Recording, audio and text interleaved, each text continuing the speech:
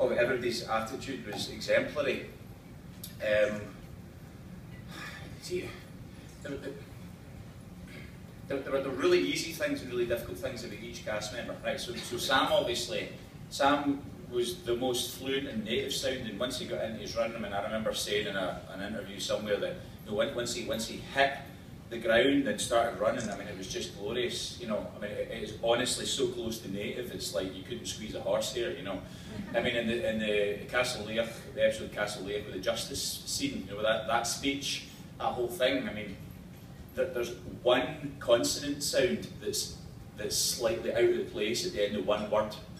That's it.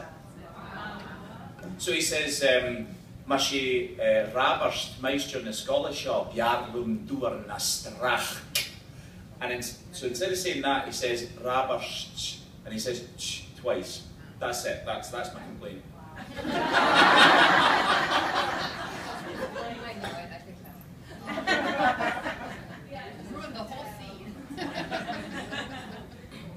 Well, but this is the thing, what I was just about to say is, so Sam obviously is, I mean, you can just see from watching it, he's the one that's just slipped into his zone.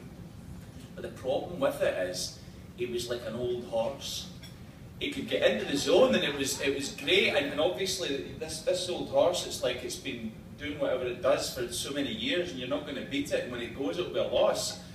But to try and get it to do anything else, see if you learned them any kind of little mistake, that you just had to accept it. That wasn't coming out. It couldn't change. You know, it's really interesting. Once he got it and got into his rhythm, that's it. It was set. And try and get in the way of that steam train. No.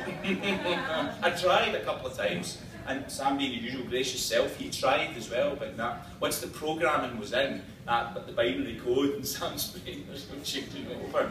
You know, and then there would be, say, Stephen, who is just so enthusiastic and cares so much about the place of the language in the show, and is so much fun to teach. But then he just couldn't read the language at all, so he had to figure out this really complex set of phonetics. You know, Stephen Walters, Angus. Yeah.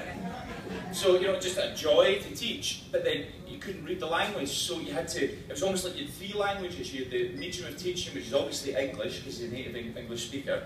You know, you had the Gaelic itself, which is obviously what I'm preferring to read, because, you know, it makes complete sense to me.